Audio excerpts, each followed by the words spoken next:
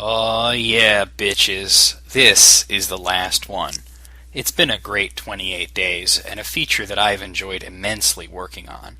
And what a great way to end it, with one of my favorites. Dolores Claiborne is the only Stephen King film that I saw before reading the book, not counting Silver Bullet, where I hadn't read the book at all. The book is sort of connected to one of Stephen King's other books that came out earlier in the year, Gerald's Game. I skipped on Dolores Claiborne and then later saw the movie, which got me interested in the book. The connection to Gerald's Game is the reason I skipped on the book originally. I didn't realize how weak and inconsequential the connection was. King claims that they're both part of a larger volume called In the Path of the Eclipse, but honestly, you could very, very easily read one without the other. I think the real reason was to give Gerald's Game a little bit of a boost because Dolores Claiborne was so very, very good, and Gerald's Game was so very, very bad. Anyway, usually I talk about the book first, and then I move on to the film, but hell, since I did it ass backwards, let's talk about the film first. It stars Kathy Bates as the titular character. Titular. And it's a pleasure to see her in a Stephen King movie again, after her great performance in Misery, and her brief but memorable cameo in The Stand. It also stars Jennifer Jason Leigh as her daughter Selena, and Christopher Plummer is there as a detective. Also notable is Judy Parfitt as Vera. I have absolutely no idea who this actress is, but she put on a great performance, as did everyone else in the film. The movie starts with Dolores and Vera as old women. Vera is a rich widow, and Dolores is her caretaker. In the beginning scene, you see what appears to be Dolores murdering Vera and being caught in the act. Her estranged daughter gets wind of these events and the investigation, and travels back up to Maine from New York City to try and help.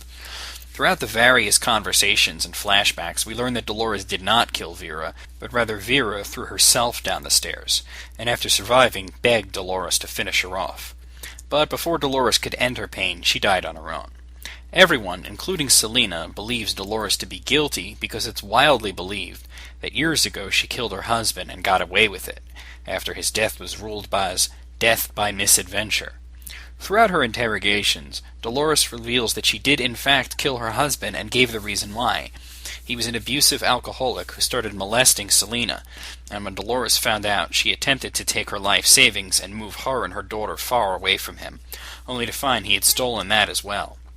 After having a breakdown in front of Vera, Vera reveals that she had killed her husband for his philandering, and gives two of the movie's best lines, the first being an accident can be an unhappy woman's best friend, and sometimes being a bitch is all a woman has to hold on to. In revealing this, Dolores shows the close relationship between her and Vera, and the reason behind the seemingly damning evidence that Vera had left her entire fortune to her, something Dolores was unaware of, as well as the reason behind the detective's grudge and his constant pursuing of what was clearly not a murder. The film is full of amazing performances, but it's also shot well. There's great use of colors to set moods, and the transitions between past and present are done really well. Now about the book. I read it after seeing the movie, and it's a testament to how good Kathy Bates is that I could never imagine anyone but her as Dolores Claiborne, despite the book describing Dolores as scrawny and Kathy Bates being anything but scrawny. I was surprised to find that Selena was not a major character in the book. In fact, she never shows up in the present and is only mentioned, but just based on the brief mention of how she turned out, they did a great job of accurately fleshing her out in the movie. The book is told as one long block of narrative, completely told from Dolores' standpoint with no chapter breaks or anything.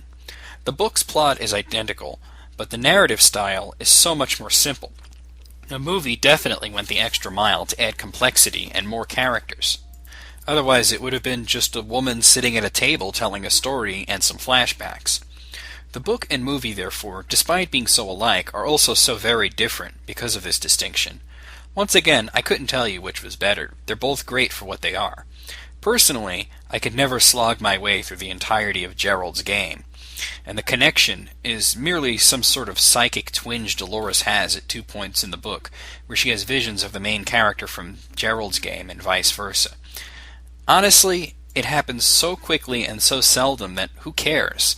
So if you're like me and you thought Gerald's Game was assy, and you skipped on Dolores Claiborne because of the connection, do yourself a favor and remedy that.